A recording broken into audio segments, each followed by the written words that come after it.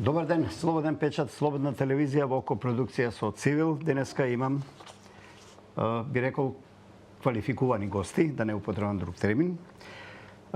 Никица Корубин, археолог, пратеничка поранешна, магистар, колумнистка и мојот драг колега Славе Младеновски, но повеќе денеска како мој соговорник од областа на социологијата, па и на истражувањето на јавното мислење, темите актуелни, овдешни, секојдневни.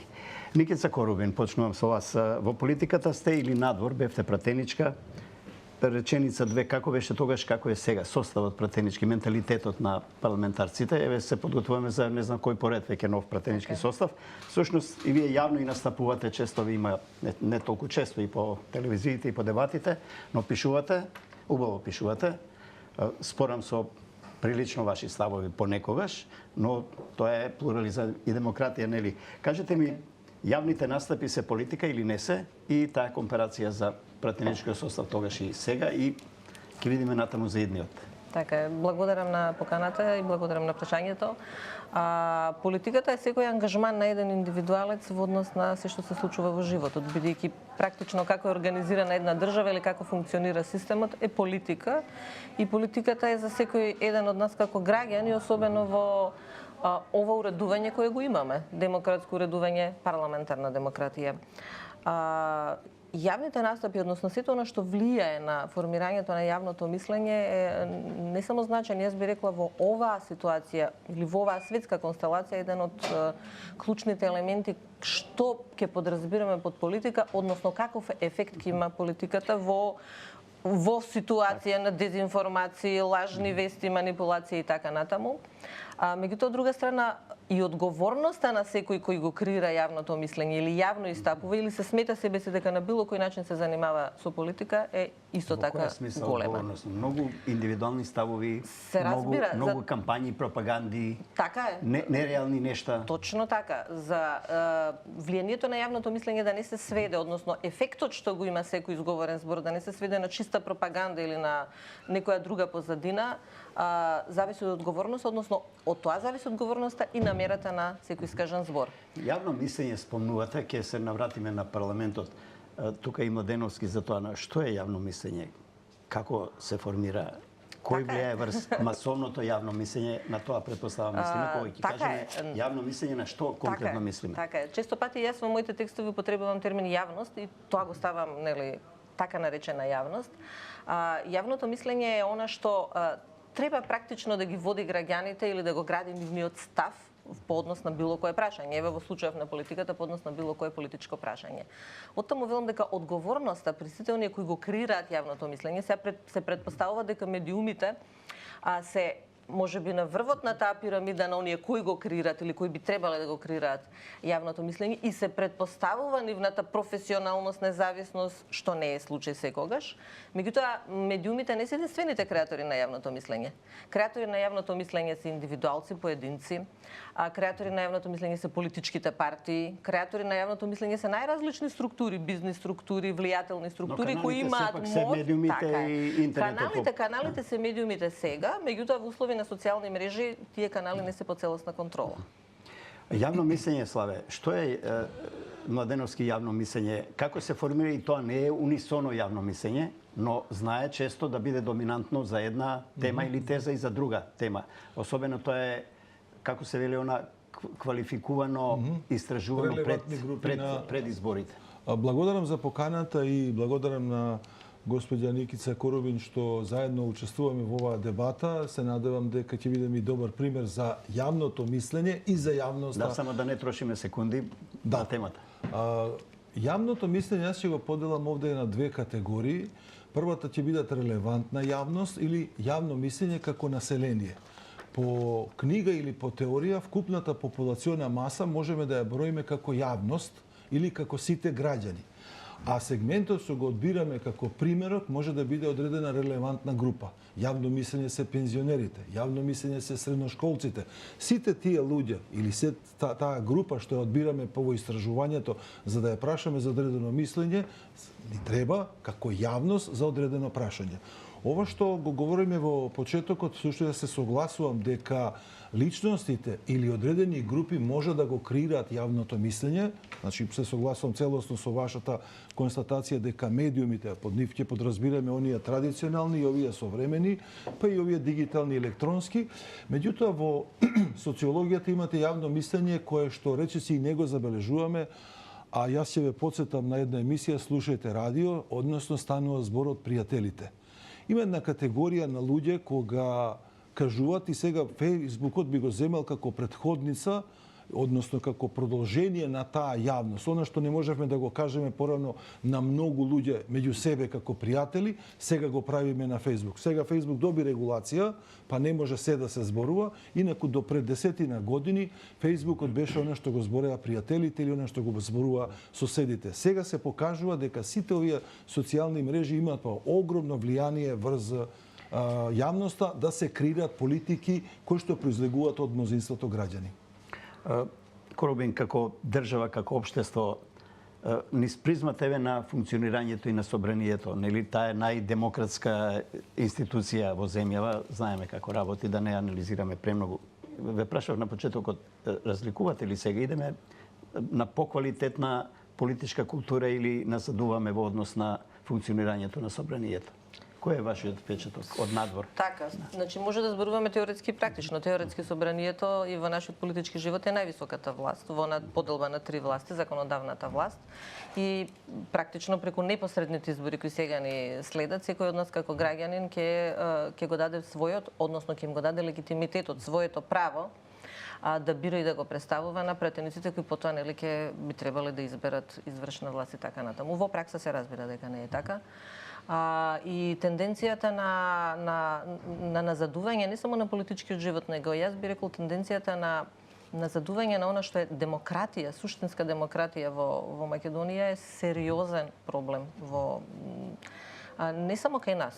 Регионално апсолутно имаме јасни експлицитни примери на автократско владење, меѓутоа јас често пати велам автократски манир на однесување на нашите политичари за мене е од каде доаѓа таа автократија? Штабовите на политичките партии имаат преголема контрола врз своето членство и во собранието. Политичките партии генерално имаат преголема контрола на целото општество и практично поведението на политичките партии ја суспендира суштината на една па и на законодавната власт, односно на самата поделба на власт ја суспендира, бидејќи во таа хиерархија вас не ви е битно позицијата во политичката партија што ја има секој поединец, е побитна од позицијата што тој ја има без разлика, можеби некој хиерархиски што е на повисоко место во политичката партија, а во реалната власт да е на пониско место, да не е да кажеме пратеник или да не е министер, да има реална поголема моќ што практично е суспензија на веројатно во кадровската политика во партии.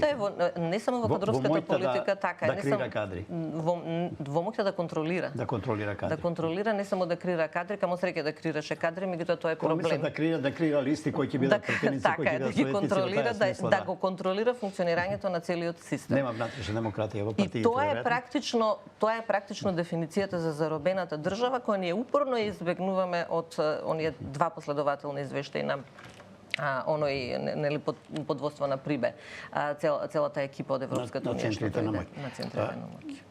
Сакам Младеновски околу, но јас имам конкретно прашање околу еве на вашиот терен Младеновски, истражувањето на јавното мислење. Последните анкети, ова што гледаме и во презентација на нашите колеги новинари од студијата, велат македонската јавност е се поскептична кон евроинтеграција, да ја кажам. И вели на прашањето дали државата се движи во погрешен правец, мнозинството граѓани велат да. Но при тоа, од друга страна, на прашањето за Европска унија, исто таа квантум на јавност вели да и за Европска унија. Манипулација е во прашањето, во истражувањето, во презентирањето, во што? Или нема манипулација? Ќе се обидам да одговорам на прашањето преку пример, за да може да биде јасно и за гледачите. Често се говори фактите ја даваат основата да се презентира за да се види вистината. Фактите кажани некогаш може да доведат до манипулација. Пример, вие може да застанете со одредена личност на улица и да мислат дека сте блиски, а вие да делите имот или слично, или со некоја личност од спротивен пол да ви измислат и афера. Факти е дека ве виделе на тоа место во толку часот и слично. Што сакам да кажам? Кога станува збор за генералната политика, таа не се менува. барем на ова ниво базично ако гледаме.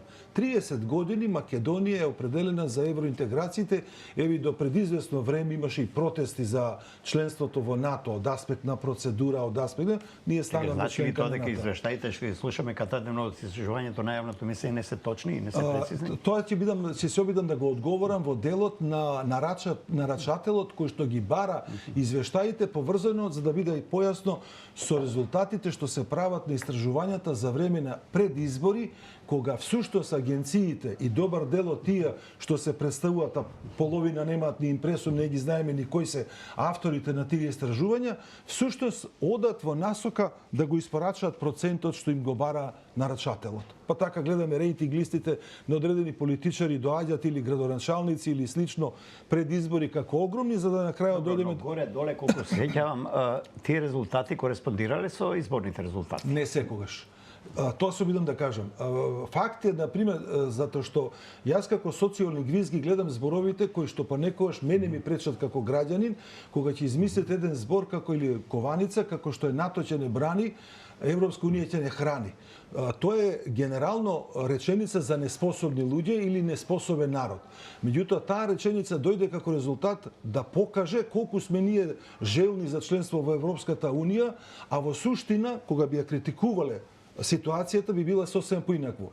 Воопшто не падна во ниеден момент под 50% членството во НАТО, што можеме да го третираме и како војна, политичка или меѓународна организација, а мислам дека процентот генерално и кога сега би го измериле и покрај сите критики на Европската унија се уште е висок. Сега, што е разликата?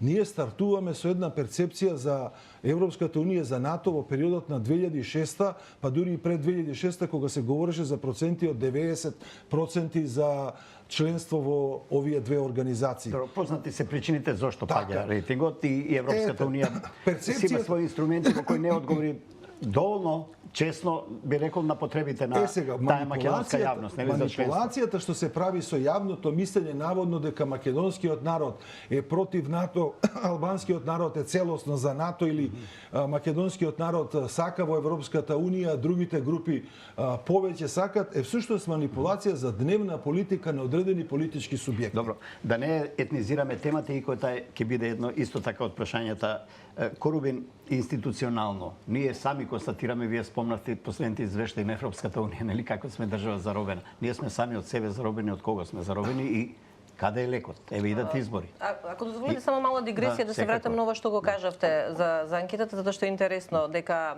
граѓаните велат да таа анкета од пред негде година и пол прилично комплексна, дека велат дека државата оди во погрешна насока, а дека сепак се за Европска унија.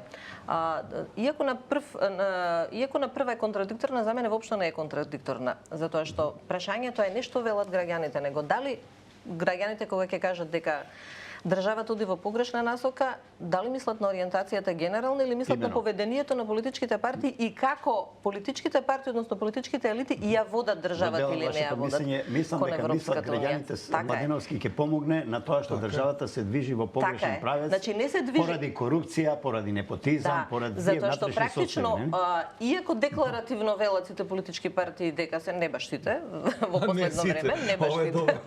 Меѓутоа еве да кажеме повеќето дека сме за Европска унија, тоа останува на декларативно ниво. И мислам дека тоа го чувствуваат граѓаните и велат да, ние сме за Европска унија, ама вие нас не водите во Тоа Европска значи се унија. одиме во погрешен правец, не одиме кон Европа. Па не ние како граѓаните, туку државата ја водат во погрешен правец со сите обструкции на обструкциите може да бидат од различен тип. Значи да, и од начин на владење, од начин на практикување на власт, од начин на заробување на институциите, од пропаганда, намера и така натаму. Меѓутоа во основа сепак тежнењето на, а бидејќи сепак ние сме нели во основа граѓанска држава, што значи дека зборот на граѓаните и она што ние го сакаме за нас како живот, како иднина е важен, дека иако велат дека во име на народот постапуваат, но не ние постапуваат. сакаме да бидеме граѓанска држава, веројатно уште не сме граѓанска држава, ќе проговориме и за тоа, се уште со етноцентризмот е доста силен, но ве прашав, каде е надежта за институциите да проработат, да не бидеме до тој степен барем зависни сите како граѓани од заробената институциите држава. се составени од поединци и од индивидуалци. Постапувањето на секој поединец или индивидуалец без разлика во која сфера се наоѓа или во кој дел од општеството се наоѓа, во голема мерка ќе определи како ќе постапуваат и самите институции, дали ќе бидат независни или не. Од една страна, да, ние велиме дека институциите генерално се партизирани, тука има непотизам, кронизам и најразлични форми на да кажеме на привилегирано вработување и полтронизам и слично. И точно е дека се гради тој наратив. Се враќаме нели на првото прашање на јавното мислење и зошто е битно јавното мислење. Ако вие таква порака постојано емитирате, дали сте политичка партија, дали сте некој аналитичар, професор или без разлика од која позиција моќна влијателна што ја имате, дека тоа е така општеството, дека ова не чини, она не чини, се разбира дека и чувството на граѓаните и ставот кој тие го градат таков ќе биде и желбата нивна да постапуваат независно или не во рамките на самата институција. Ако добро ве разбирам, велите од поединци се составени институциите, што де факто е точно. Но од друга страна, тие поединци, тие самите се неслободни, веројатно, како зборуваме за непотизам, партизам, кронизам и така натаму. Тие самите бираат да бидат неслободни. Самите бираат да бидат неслободни. Не секогаш тоа е прашање на можност, некогаш е во прашање на екзистенција, така тие бираат дека е најпрактично за нивната кариера, за нивниот живот, за нивното преживување. Да се однесуваат така или не. Меѓутоа, да, институциите де факто не може да ги ослободат граѓаните сами од себе. И токму затоа процесот на евроинтеграција е екзистенцијално битен за државата и за она што го велиме. Дали ние може да имаме функционална држава, функционален систем? Во која смисла е битен? Ни треба помош од Брисел? Не ни треба помош. Самиот процес на пристапување кон Европската унија и отварање на поглавијата, не самата цел, туку самиот процес на пристапување кон Европската унија. Ќе го смени амбиентот малку? Па ќе го смени многу, не малку. Менталитетот ќе се прилагоди, затоа што менталитетот секако се прилагоди во ситуација кога имате толку луѓе кои се иселени надвор и кои живеат надвор. Разбирам, бугарското малцинство веднаш во устав да почнат преговорите. Ма тоа нема дилема, тоа го знаете мојот став, тоа нема дилема. Моето мислење во однос на ова што го прашувате ќе го образложам на еден можеби едноставен начин, а е поврзан со општественото однесување не само на мнозинството, туку на она однесување кое што всушност е пожелно во општеството, а за кое да речи и не ви требаат правни норми, туку е доволно да имате морал на групата. Господја Корубин го кажа тоа од аспект на незиниот став. Тој речиси целосна социолошка ситуација го спомна и менталитетот. Јас само ќе се обидам да го поедноставам ова што го говорам. Нас не ни требаат во секој сегмент на општественото живење правни норми за луѓето да се однесуваат морално.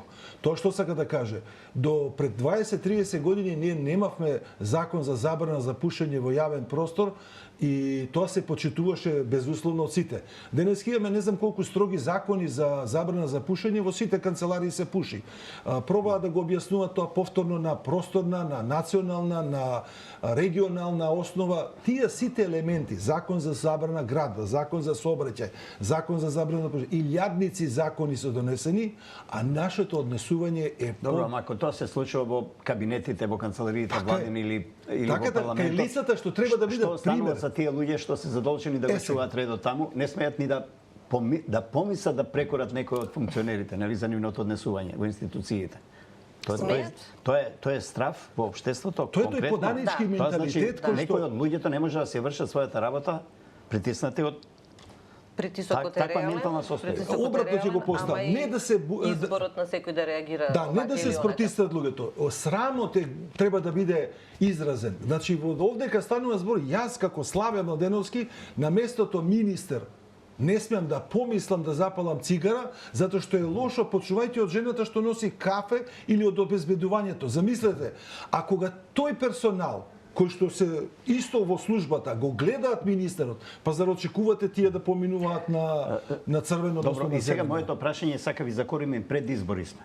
Се што да им порачаме на партиите? Каков ментален склоп да излезат пред јавноста?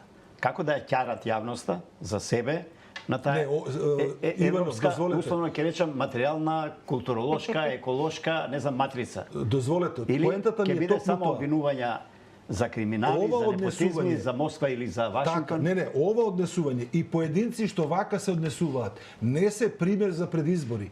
Не го носат овие луѓе надежот. Но Младеновски немаме други. Не, Партиите тие ги одбираат. Има секогаш во општеството има поединци што имаат свое однесување кое со мнозинството ќе дојдат до ситуација и ќе им покажат дека Ајде да не ги им е местото. донесеме пред камерите се почесто таквите, не? Да, тоа зборувам. Сега ќе ви дам со пример што значи јавноста од аспект на медиумот. Јас се откажав, ако сум и новинар и социолог и медиатор, да го гледам собранието со целта почит на госпоѓа Корубин во работата што ја вршела, значи пак ти речам, Да, мене колку што ми е познато на време и напушти, нели?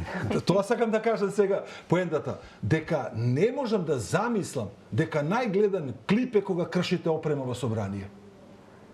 Па добро, атрактивно е тоа. Си работел во медиуми и знаеш што Така, лепи на што публиката не- и тоа е меѓутоа- пазар, нели? Таа информација е пазар на некој начин. Информација. Страна како социолог, често кажувам еден пример и затоа се обидов на вашето Прашањето се санкциите. Во ред, Што уште ги таму нема, треба да не? се применат тие, Иванов. Тие немам дилеми. Јас се обидам овдека да влијам на генерациите што доаѓаат. Станува збор за ситуација во која што кога ќе ви каже еден таксиста дека на таа улица не се издаваат фискални сметки. Мојот коментар и како социолог и како граѓани што живее во друга општина велам, добро, за момент заборавете дека постои тој дел од градот.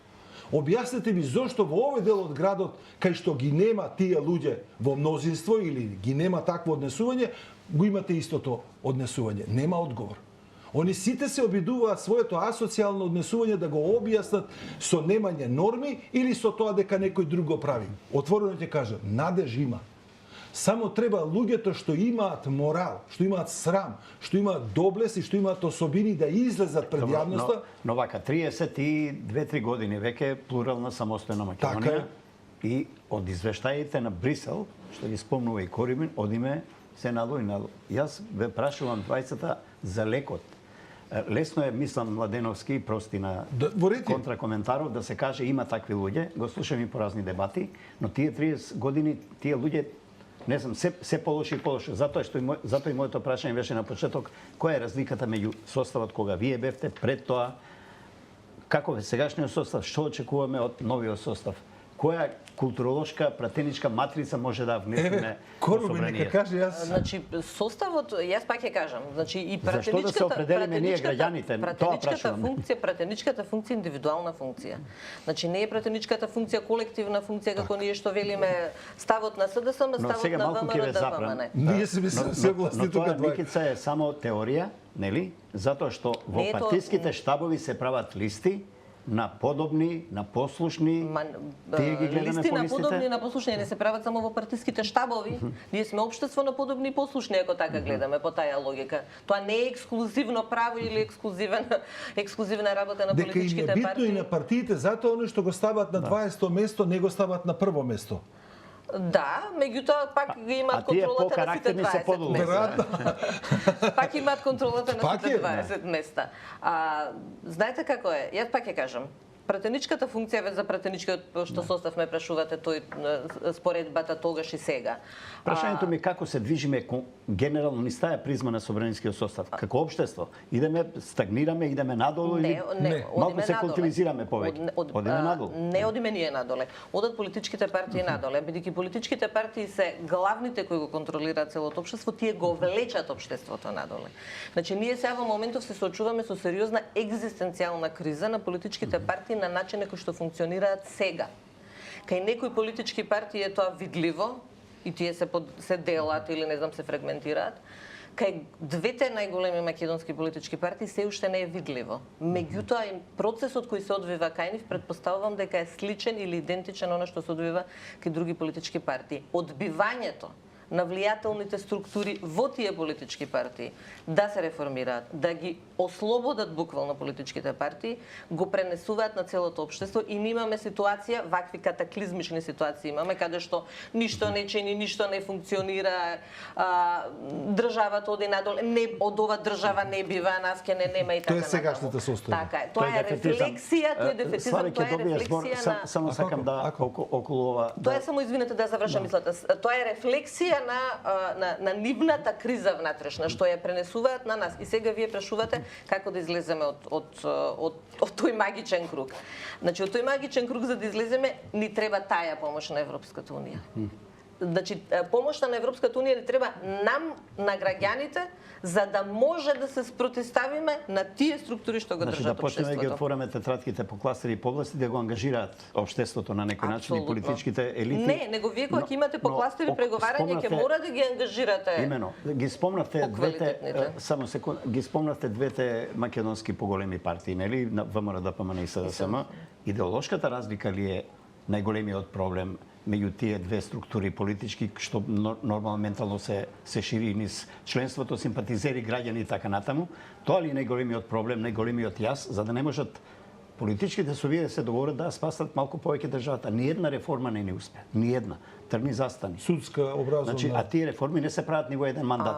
Има ли шанса власт и опозиција некогаш да седнат да се договорат за некоја реформа, да искрукаат во 3-4 Она мандати? што е власт и опозиција е променлива работа, значи не секогаш она што е власт и опозиција, значи по тој автоматизам не може да одиме.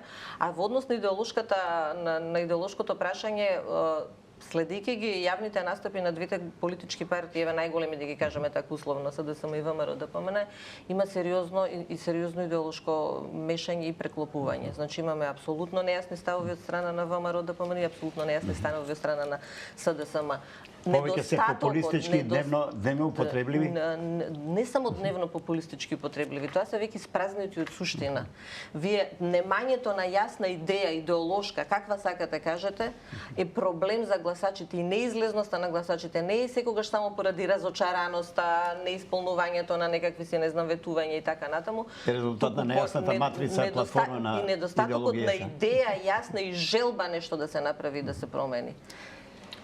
Ке се обидам еден коментар да дам повеќе близок на Спенсер, односно еден вид биосоциологистички коментар, карактеристичен за природата. Кога животните што се хранат со други животни, значи месојадците, ќе порасне бројот многу голем, тогаш природата ќе направи баланс и поради недостиг на храна овие ќе умираат.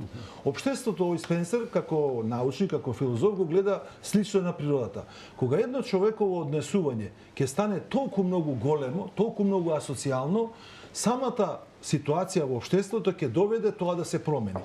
Ние сега дојдовме во ситуација да се прашаме дали излезноста на граѓаните на овие избори ќе биде до ситуација да имаме мнозинство, тоа што сака да имаме цензус, да, Во однос на претседателски избори, да. И не воопшто и на парламентарните се огледа дека мислат дека постои високо ниво на апатичност, односно аполитичност на граѓаните и нема да се јават. За мене ова ќе биде еден индикатор, ако падне под 55% излезноста за парламентарни избори, дека ова ќе биде сериозен индикатор за политичарите дека лошо ја водат политиката. Значи не збориме за државата. Лошо се презентираат како продукт.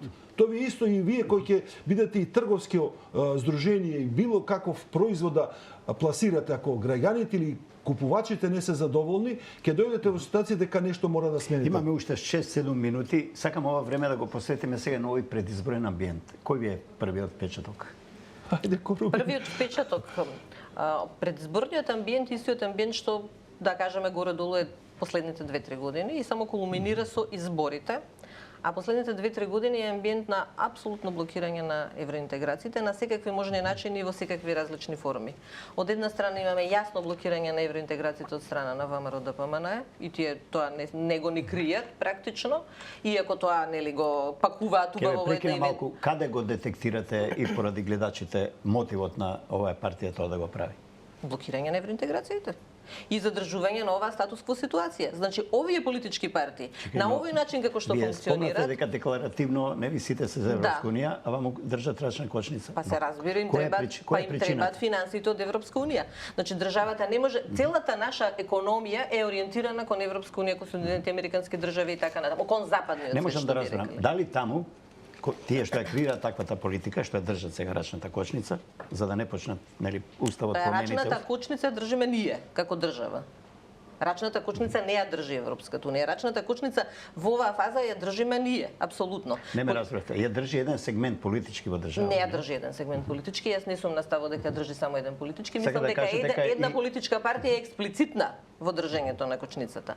А има други политички партии или други чинители во општеството кои се помагачи на тоа експлицитно. Тоа конвенира и на СДСМ и на ДУИ и на другите политички партии во парламентот. Конвенира на секој, на сите, не мора да бидат стрикно политички партии, конвенира на сите еве да кажеме структури, не сакам да употребувам некакви термини на бизнис елитата. Бизнис елита, сите што им одговара оваа ситуација, додека ние велиме дека општеството не функционира за граѓаните и ги редите сите тие, нели, корупција, начин на влегување во институции, така натаму и така натаму, а политичките партии или бизнис елитите или различни структури многу добро живеат и многу добро функционираат во вакво општество. Да почнеме евроинтеграции заради општиот амбиент во државата, да тргне нешто напред, да се евроинтеграциите ради општеството и ради граѓаните. Но од друга страна сега констатираме дека има силни субјекти кои не сакаат да ги почнат преговорите. И не е тоа само ВМРО да Ама не е тоа тајна. Тука не ве разбирам. Ама не е тоа тајна, не е тоа тајна. Нерешавањето на спорот со името од 95 година до 2019 година е јасно кучење на државата. Да, но нели треба да се кренат само 80 гласа во собрание за да почне отварање на костеви? Во тие 20 и кусур години колку биле и едната и другата и третата и сите политички партии, така? Сите знаеле дека обстанокот на државата и интегрирањето во сите меѓународни заедници опочнувајќи до Обединетите нации зависи од решавањето на името, Ако добро ве разбирам, оставете ги европските пари и ние не одиме натаму. Тоа ви е поентата. Не само, не мене ми е ми е поентата. Она е анализира Јас само ја констатирам нивната поентата на вашиот исказ. Затоа што никој не кажа нас не ни треба, сите што велат нас ЕУ не ни треба да се реформираме внатре сами од себе, така ги слушаме тие фрази, тие флоскули, како да се реформираме? Со која економија? Нема да земаме заеми, нема да земаме европска помош, нема да земаме помош од Соединетите американски држави. И немаме контрола. Контрола секако нема. Како ќе се реформираме овде се согласувам со ова мислење и би додал дека всушност излезот од заедничкото дружење или живење со Европската унија оди во насока овие политички елити, значи не сите, значи дел од во рамките на одредена политичка партија би сакале да владеат авторитарно. Добро, на јас малку механички сега пак нешто не ми е јасно од двајцата. Ќе поставам прашањето. Имаме собрание. Имаме рамка една, услов што треба да се исполни. Условата е 80 пратеници да кренат за да гласа за рамката. промена на уставот. Значи една политичка структура тоа не го прави. Другите искажуваат расположба, нели? Да соберат и тоа да го направат. И сега не само завршувам, и сега велите дека има многу други чинители. Јас не се сомневам дека има, но клучот е пак во законодавниот дом. А јас да ве прашам. Вие велите една политичка структура, не, не мора до вас да биде прашањето генерално нека биде. Реторичко нека биде. Дали политичка партија гласа во парламентот или гласаат поединци во парламентот? Не, ние констатиравме дека без моќта на политичките партии тие се само гласачка машина. Ама не е точно. Значи во парламент, ама не, во парламентот гласаат 80 индивидуалци. Во парламентот или 120. Двотретинското мнозинство значи 80 индивидуалци. Реферирајќи се постојано на политичката партија, ние во заложништво ги ставаме тие пратеници на таа политичка партија само да појаснам, Корубин, се извинам што упаѓам во дебата и ве прекинувам, но пратениците не излегуваат на пресконференции јавно да дават изјави дека нема да гласат. Излегуваат нивните партиски шефови. Што значи дека ние не знаеме како би гласале? Што значи не? Што значи дека ние не знаеме како во хипотетичка ситуација било кој би гласал, било кој не би гласал. Слободни се пратениците. Па се разбира дека се слободни пратениците да гласат. Јас уште сметам дека не се слободни. Слободни се пратениците. Да не беа слободни пратениците, не може да беа слободни. Мислам дека секој тргнавме по Европа. Да, нема да влезам во ова полемика, ама ќе се обидам да излезам да ја погледам ситуацијата како социолог. Факт е, например, дека има поданички менталитет во однесувањето и на политичките елити и на пратениците. Веројатно и затоа е разликата што се јавува во однос на мислењето кога сакаме сите 80 да ги ставиме дека се поданици. Проблемот според мене е во економијата. Корубин го спомна елементот дека всушност кој ќе ги земете парите од Европска унија, вие лесно можете да владеете и обратно. Европска унија не само на Македонија, туку и на други членки им кажува ако сакате помош, ќе го смените деснишарењето, ќе смените авторитарност и слично. Проблемот што јас го гледаме всушност Македонија што овие 30 години се покажува дека факторите промена на власт, политички елити во основа не е фактор што ја одредува. Но ги за нас 30 години. Сега сме тука во овој миг, нели? Сега слушнете поентата. Дека всушност тоа не беше фактор што ги одредуваше општествените процеси, туку факторот беше што имаме економија на ниво на феудализам. Ние немаме развиена капиталистичка економија која што ја бараме. За жал буџетот е најголемиот економски промотор. Тоа е работодавач. И цела борба за власт се сведува кој ќе тоа не е класична пазарна економија. Дури немаме ни современа капиталистичка економија од типот на Канада, Австралија и скандинавските држави. Времето предупредуваат, имаме јас ќе украдам уште една минута, ќе ги замолам дрежија две, ве молам вашата, како да речем, не прогноза, Не гледаме на графчиња, но еве кај се изборите април-мај. Како ви изгледа ситуацијата? Македонија после изборите може да се придвижи во сите сегменти за ова цело време што зборувавме во негатива или ќе стагнираме или ќе одиме уште поназад? Значи Македонија и после и пред изборите. Како чувствувате сега според ова? И после и пред изборите има една главна тема уставните измени. Значи тука почнува и завршува се. Бегајќи од таа тема тие бегаат од евроинтеграциите. Јасно и концизно. Ами за тоа збориме цело време. Која држи кочницата, нели?